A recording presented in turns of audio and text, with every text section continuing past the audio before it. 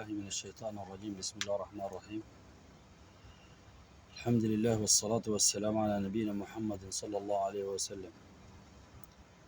برسل رسالة صباحية للعقيد ركن عثمان جعفر بيلو.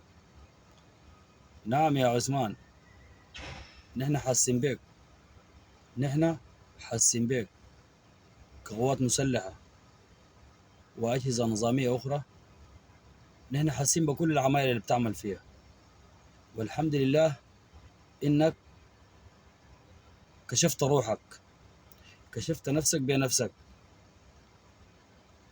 وإنت ما دام غايد، نعم نعتز بقواتنا المسلحة، نعم انت دفع اللي قدامنا، وانت انضميت للملايش.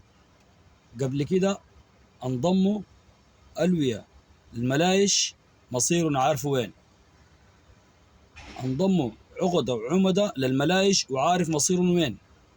ما دام انت انتهزت حرب قبلية، نحن ما دارينها قبلية، ونحن كقوات مسلحة وكضباط وغادات للجنود وعساكر ومستنفرين، انت اخترت الطريق الخطأ. الميدان بيجمعنا، ونسأل الله سبحانه وتعالى أن يرجعك إلى صوابك.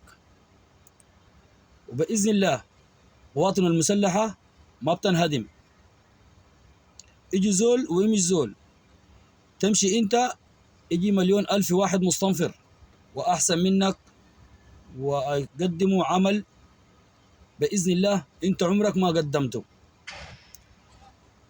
ورسالة مني لك أنا، ما دام انت بتحمل لواء الصمود والوسام والجدارة والتضحية، التضحية نعم في قلوبنا.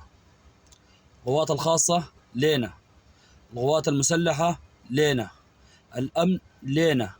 ما تقول لنا عريف رسيتوا لي، عريف يوزن جنرال بتاع ماليشيا، عريف في الجهاز، مدرب مثقف بروبر.